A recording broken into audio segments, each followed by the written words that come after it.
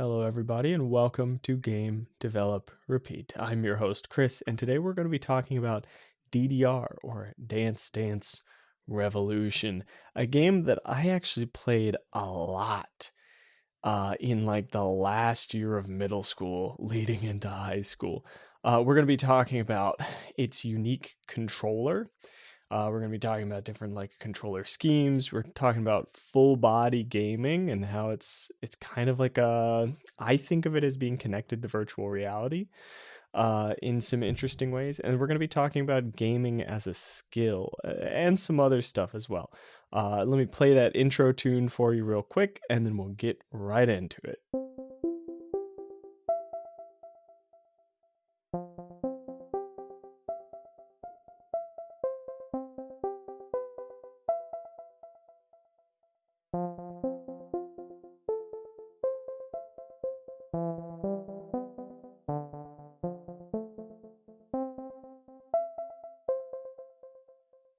For anybody who hasn't played DDR, I think it whether or not you played it kind of depends on when you grew up and where you grew up. But even if you haven't played it, I'm sure you're familiar with Guitar Hero or Rock Band or even something like Osu.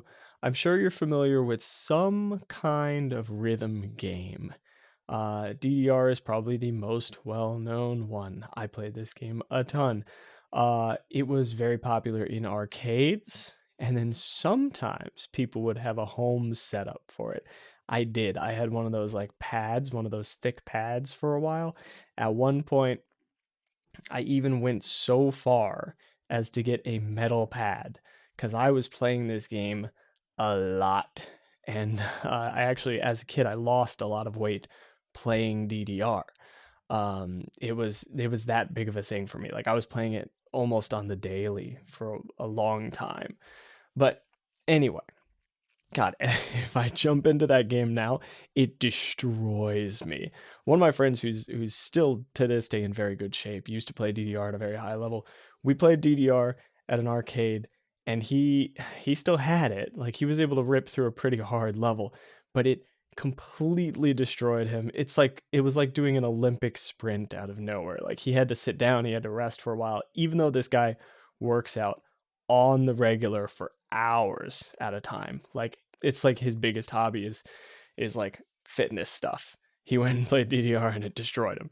Uh, because it's a very specific skill. It's like sprinting. But anyway, outside of the physicality of it, what are the things that appeal about DDR? I do think the physicality is a big part of it. It's one of the few games that really engages your full body in a way that is closely tied in with the gameplay. I think that's one of the things with the Wii games. Oftentimes you'd be playing them and you'd be like, well, I'm just going to sit down. Like, I don't need to be standing for this. DDR, you kind of had to be standing for it, you know? Like, you had to coordinate your body a little bit. Not that it looks very coordinated when you watch somebody play it. It looks like, wow, they're really hitting those buttons on time and everything. But I mean, your arms just flop around like wet noodles. Like, it's not, it's not dancing. um, anyway, the gameplay features that I like about this. So let's remove the physical movement for a moment, even though that's going to be a big thing that we're talking about. The gameplay features that I like, the timing, the skill development, these things I enjoy. The sense of flow, the connection to music, the full visual audio experience that's going on, and your full connection to the controls of the game. I think this is one of the reasons why the genre has continued, even though it's no longer as popular as like a physical movement game. There's still a lot of rhythm games, right? You've got Rock Band, you've got Guitar Hero. Although those were more trends as well, they have remained somewhat culturally relevant, more so than DDR. I'll put it that way, right? Like you've got YouTube channels dedicated to that sort of subculture. It feels to me like the DDR subculture is just kind of, it's pretty dead in America. Maybe it's my age. Maybe I'm just out of touch with it, but it's nowhere near what it used to be. If you wanted to try to get a metal DDR mat, you couldn't do it. But the rhythm game subculture still absolutely exists. You've got I'm gonna mess up a couple names here probably, but there's this game, Friday Night Funkin' is really well known. I think that's old school. I need to dig into that at some point and figure out what the deal is there. Why that's so well known, because like it seems like it's a meme. Like it seems well known for some reason, and I'm just not clued into that. Rhythm Doctor is a game that's in development. You've got a bunch of different. What is the name of that game on Steam? There's like White something. Oh, I wish I remembered that one, but I don't, and I'm not even going to be able to find it if I search for it. Sorry about that. But there are a bunch of cool little rhythm games that have a decent following, right? You've got Crypto the Necro Dancer.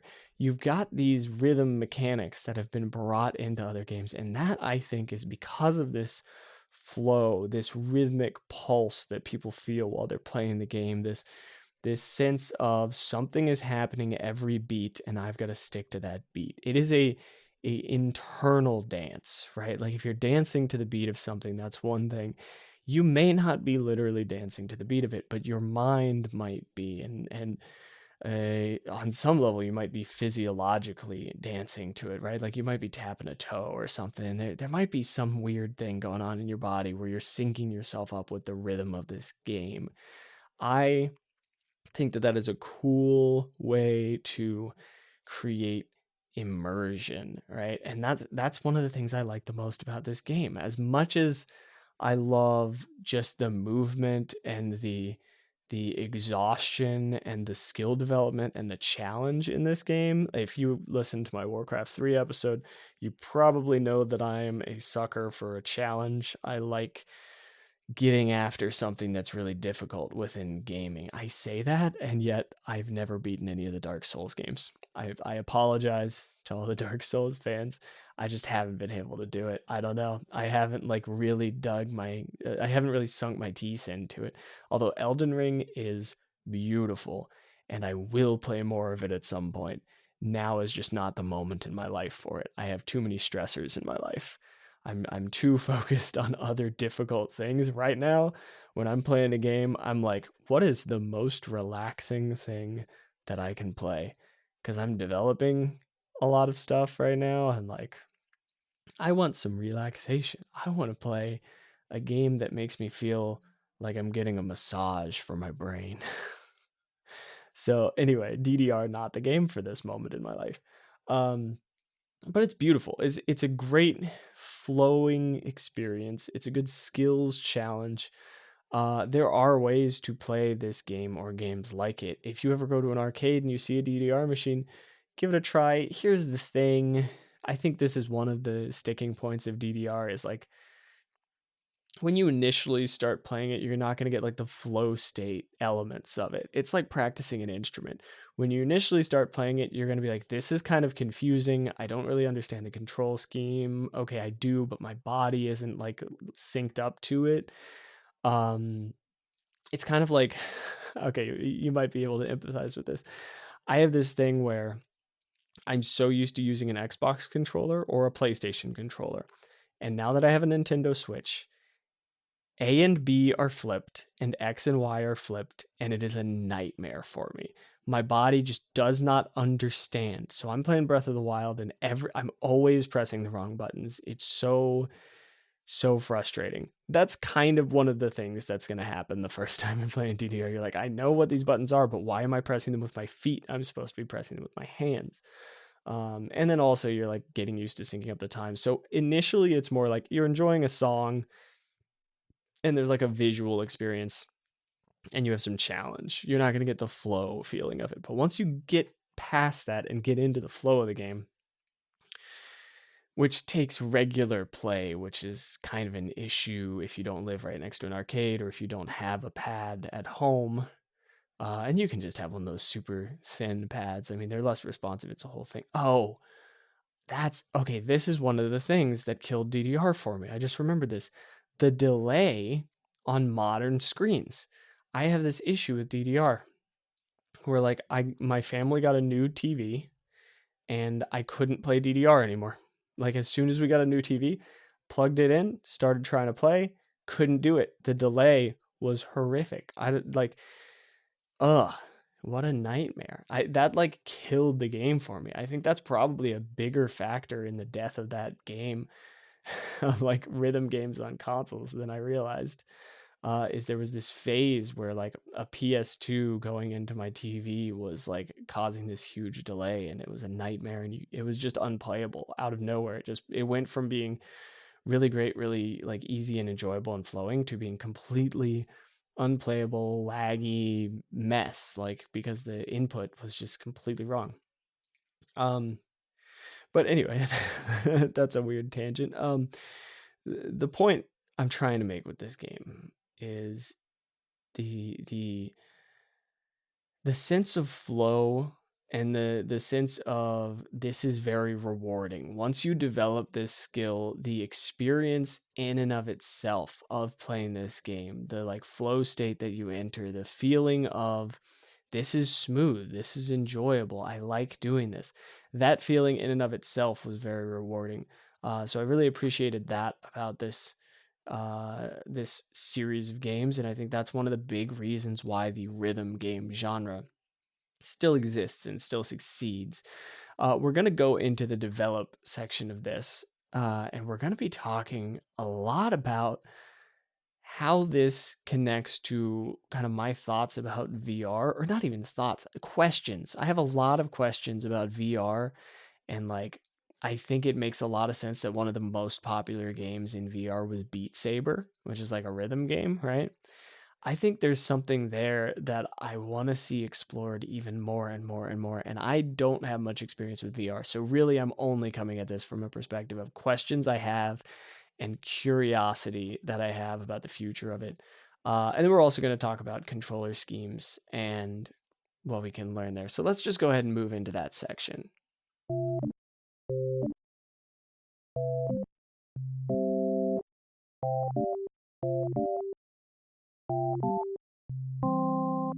So, I have three questions relating to DDR. And I'm going to tell you right now. I There's a chance that I'm gonna go off the rails. I've recorded this a couple times, and I somehow ended up going on a 10 to 15-minute rant about the importance of hotkeys, which is like, yeah, sure, hotkeys are important, and intuitive controls are important. That's where it came from, because it was about intuitive controls and flow and all of these concepts, and it relates back to hotkeys. Um, but you don't need my 10-minute rant about hotkeys. That's not, I mean, maybe your brain works like mine and you get really excited about something like that. If so, great. I love it. I'm I go deep on some of the most tiny, insignificant little things because they are important. But anyway, I'm going to spare you the whole hotkey rant, and let's get into these three questions. So here are the three questions I have, and we're actually going to answer them. I'll give them to you in the answer that I intend to, in the order that I intend to answer them in. Excuse me. Um, One is, what controller schemes haven't been explored? And I ask that because DDR has a unique control scheme, something that we haven't really seen that much. The next question is, what parts of full body gaming interest me? Full body meaning it is more than just your hands or thumbs moving around.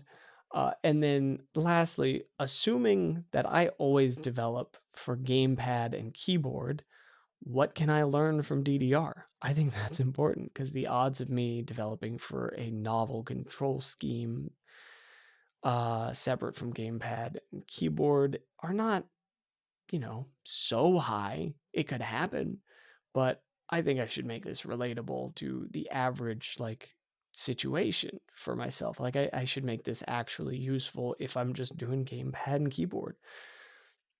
All right, so first question, what controller schemes haven't been explored or haven't been explored as much as I would like, or like have some tucked away potential, right? I think there's the obvious one, and I only say that it's obvious because there was a recent smash hit with it.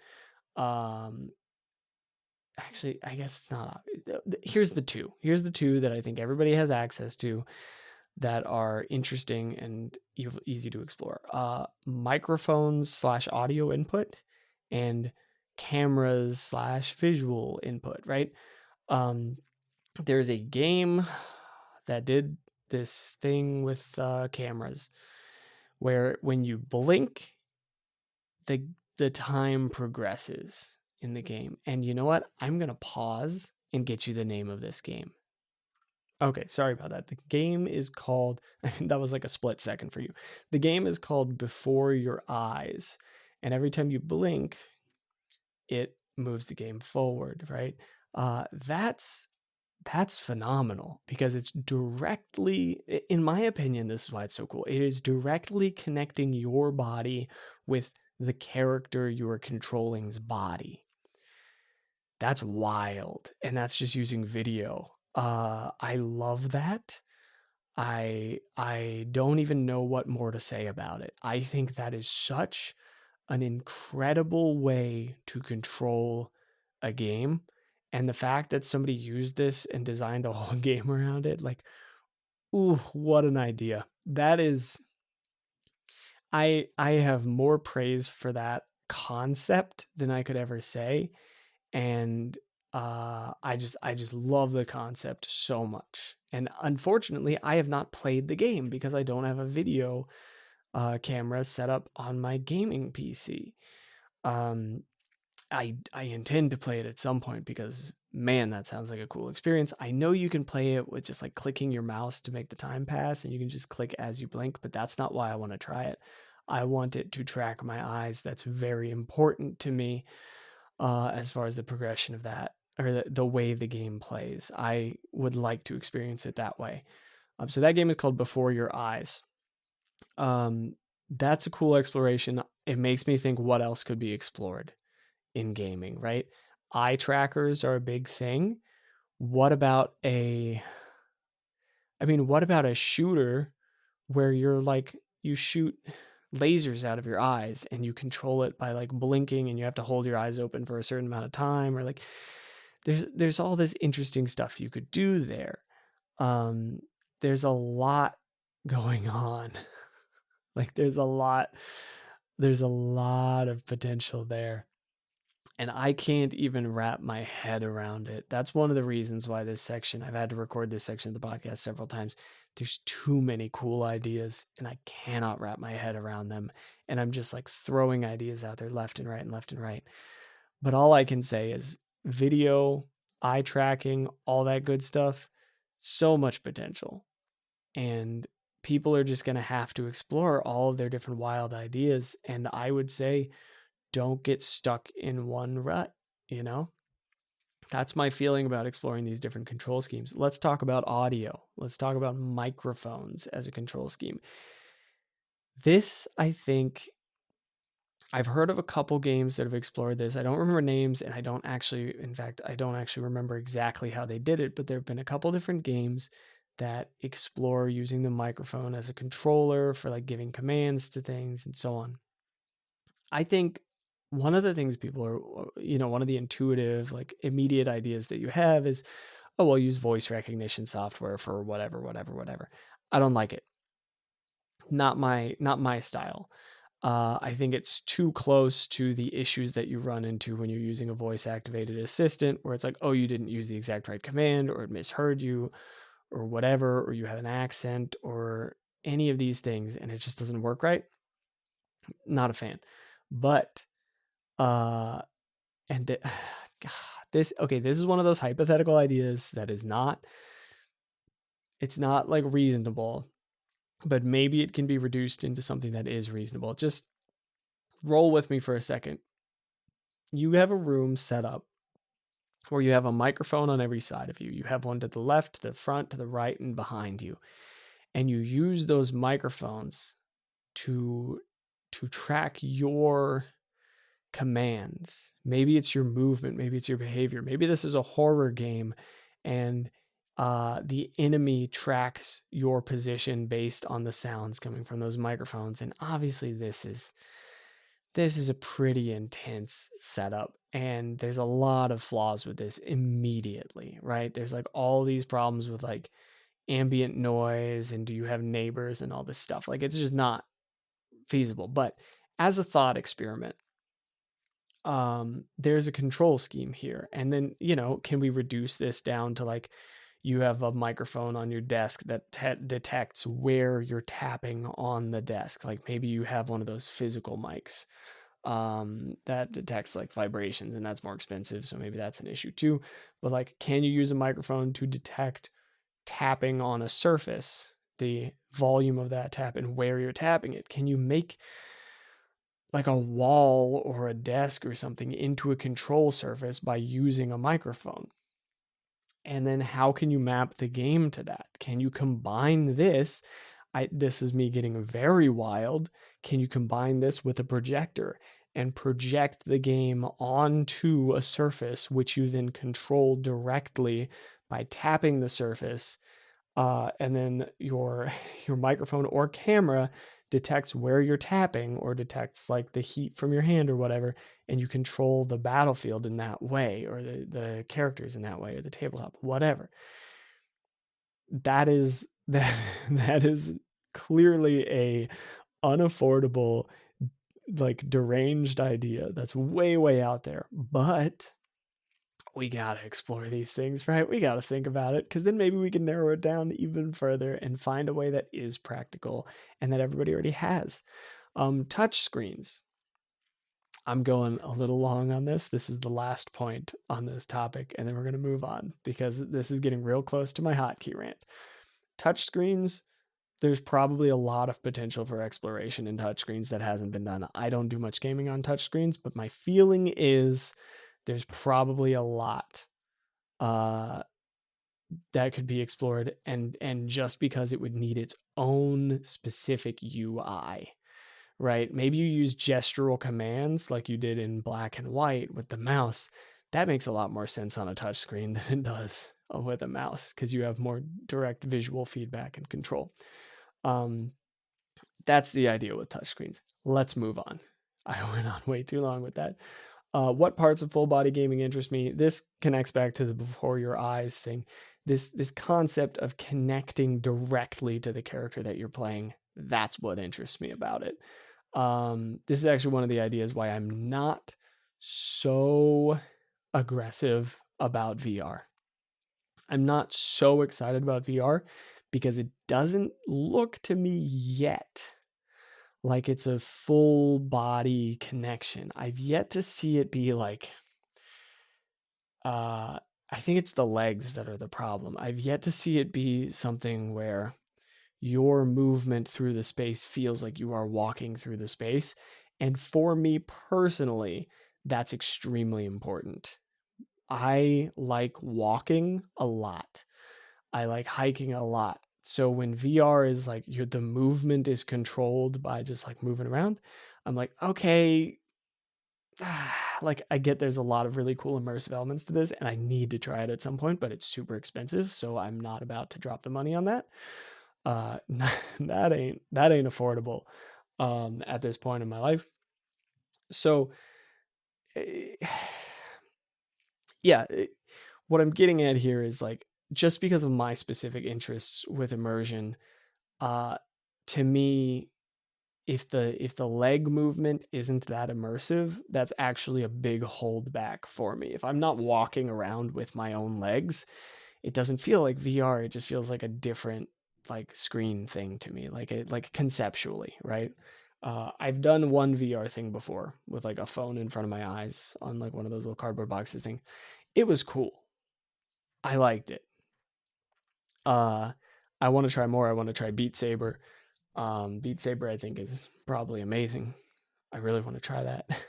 But I'm not so wild about it yet, just because of the movement concept. And I do think there's a ton of potential, even as it stands right now. There is so much potential in VR to do really, really cool things. And I haven't been able to explore that. I don't know what's already been made. I like the idea of super abstract games being put into VR for weird reasons, but I do.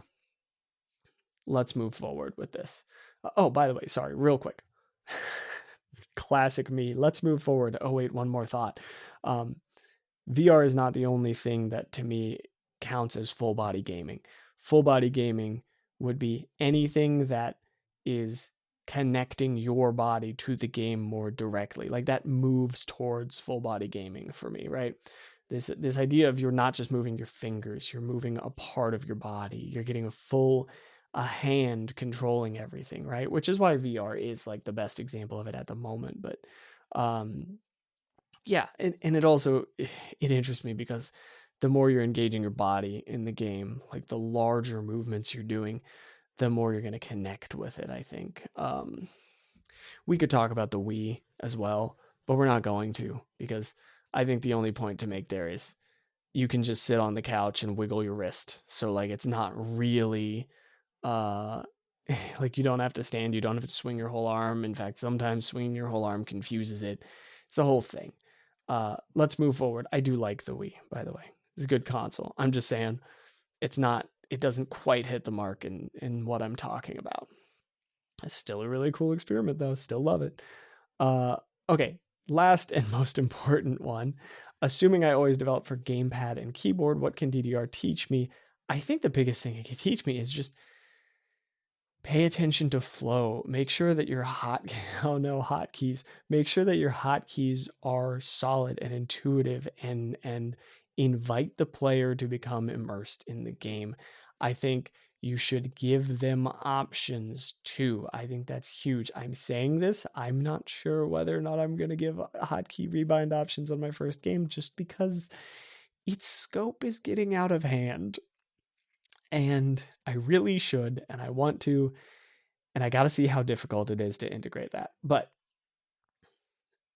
at the very least, your default hotkeys need to feel pretty intuitive, and they need to be fairly accessible.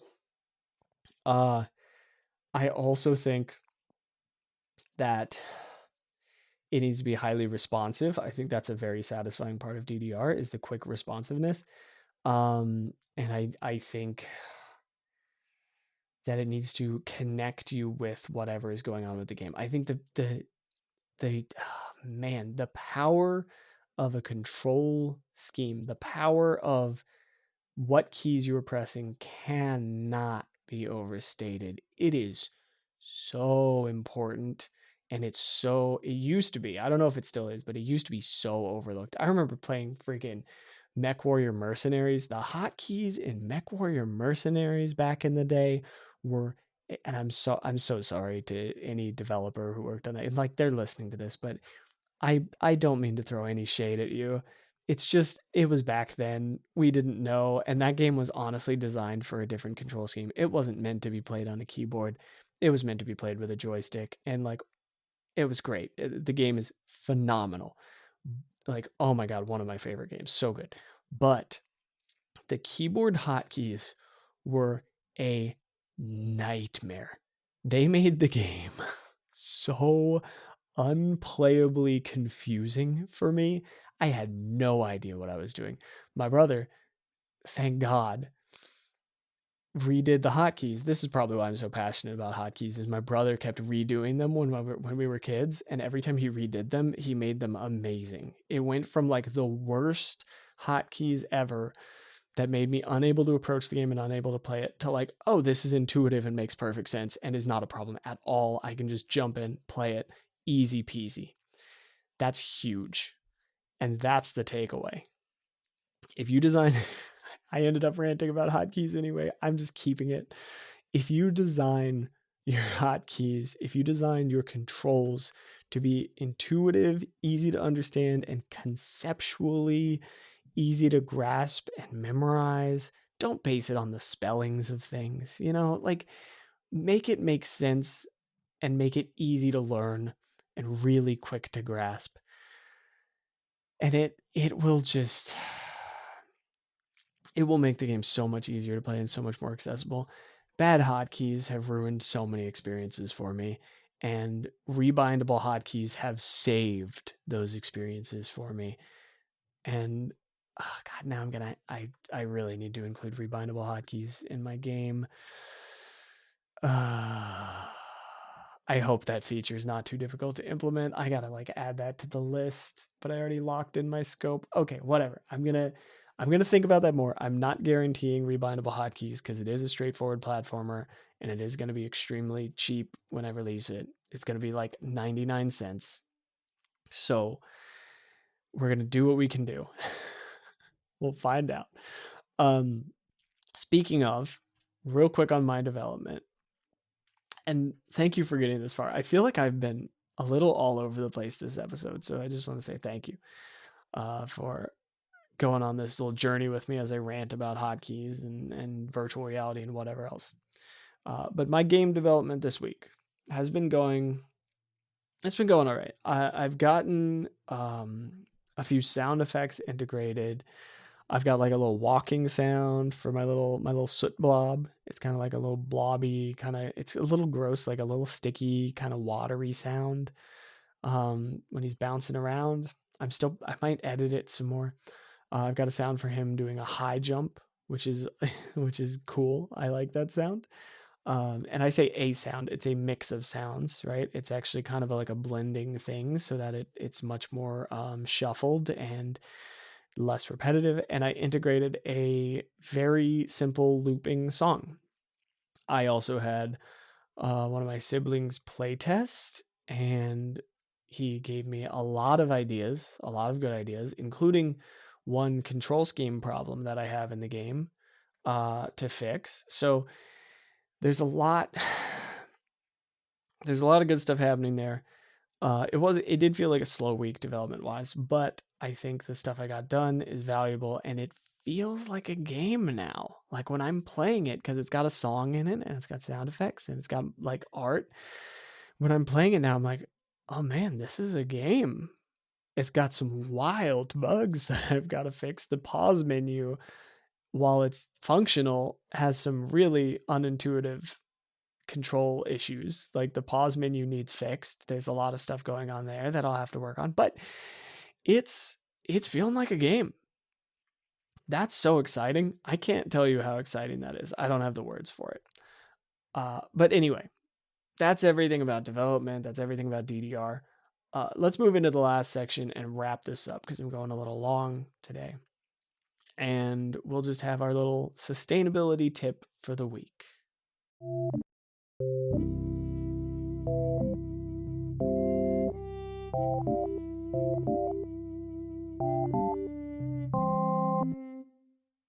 This week's repeatable behavior is sharing your progress.